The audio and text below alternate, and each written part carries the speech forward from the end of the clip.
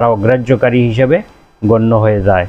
এই জন্য আল্লাহ তাআলা এই উম্মতকে এই নির্দেশ দিয়েছেন যে ওয়া'বুদুল্লাহ ওয়ালা তুশরিকু বিহি শাইআ, তোমরা একমাত্র আল্লাহর ইবাদত করো, তার সঙ্গে কোনো কিছুকে শরিক করবে না।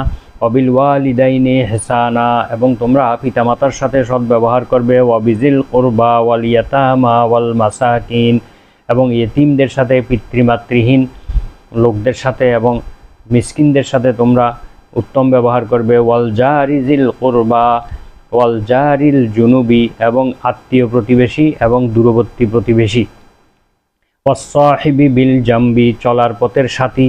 ওয়াবনিস সাবিল, এবং পথের পর্যটক, পথিক, মুসাফির। ওয়ামা মালাকাত আইমানুকুম, এবং তোমাদের দাসী যারা হবে তাদের সবার সাথে সদ্ব্যবহার করো। ইন্নাল্লাহা লা ইউহিব্বু মান কানা মুখতালান ফাখুরা, নিশ্চয় আল্লাহ তাআলা আত্ম অভিমানী, অহংকারী, দাম্ভিক লোকদেরকে আল্লাহ ভালোবাসেন না, পছন্দ করেন না। সূরা নিসা 36 নং আয়াত। এখানে আল্লাহ তাআলা সার্বিকভাবে মুসলমানদেরকে একই নির্দেশ দিয়েছেন, যেই নির্দেশ বনী ইসরায়েলদেরকে দেওয়া হয়েছিল, তাদের থেকে ওয়াদা নেওয়া হয়েছিল, সেই বিধানগুলো বর্তমান উম্মতদেরকেও আল্লাহ তাআলা দিয়েছেন। তো আমাদের এই আয়াত থেকে আমাদের শিক্ষণীয় বিষয় হলো যে আল্লাহ তাআলার একত্ববাদে বিশ্বাসী হতে হবে, তার সঙ্গে কোনো কিছুকে শরিক করা যাবে না, এবং ইবাদত, দাসত্ব, আনুগত্য, বিধিবিধান, আইন কানুন একমাত্র আল্লাহর বিধানই মানতে হবে।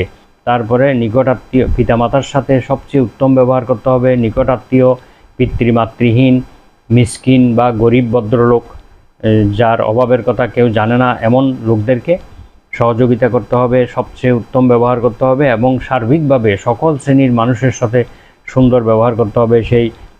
সেই মুশরিক হোক, কাফির হোক, মুসলমান হোক, সুন্নি হোক, বিদাতি হোক, এবং সৎ লোক হোক, অসৎ লোক হোক, সার্বিকভাবে সাধারণভাবে সবার সঙ্গে ভালো ব্যবহার করতে হবে। কিন্তু এই ভালো ব্যবহারের উদ্দেশ্য এটা নয় যে কোনো খারাপ লোকদেরকে সহযোগিতা করা বা কারো জুলুমের মধ্যে সহযোগিতা করা, এবং কাউকে অন্যায়ভাবে খুশি করা, স্বার্থ হাসিলের জন্য কারো বিনা কারণে কারো তোষামত করা, এটা উদ্দেশ্য নয়।